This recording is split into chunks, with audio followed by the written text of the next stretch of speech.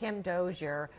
Okay, what do you make of what's going on right now in terms of Hezbollah's response? It says that it's retaliating for the death of its military commander. So it's retaliating for his death versus these preemptive strikes? Well, what the Israeli Defense Forces did is they saw Hezbollah preparing, according to statements from the IDF overnight. And so they staged what they saw were groups of missile batteries, drone launch sites, and they hit them with a couple of hundred jets.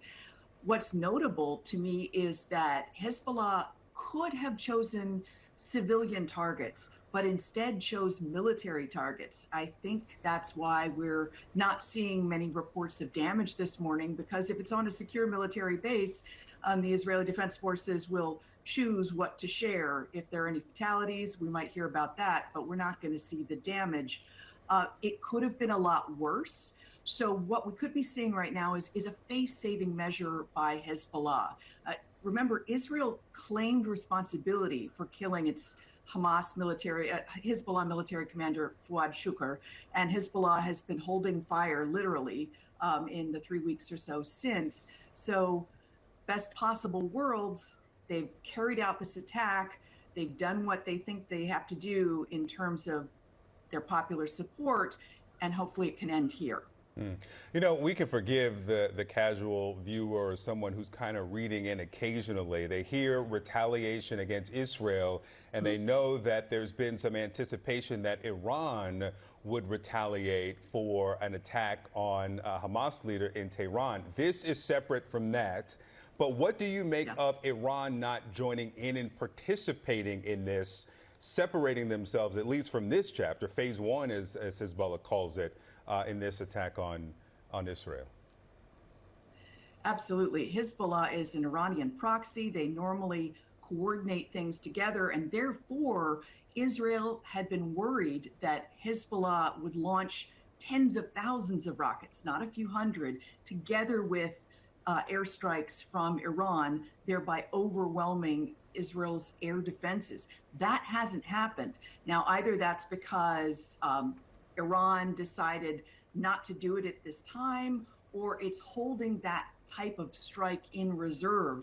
It's thought that that type of overwhelming strike could trigger a massive response from both Israel and all of that U.S. firepower that the Pentagon has moved into the waters around Iran to both defend and possibly go on the offense against Iranian missile positions. We're expecting in about 5 hours from now to hear from Hassan Nasrallah, the leader of Hezbollah.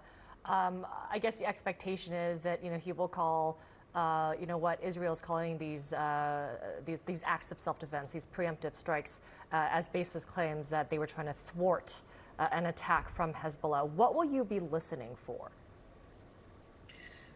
What will be the next step that Hezbollah takes? They've been calling this the first phase. So are we going to see night after night of hundreds of launches?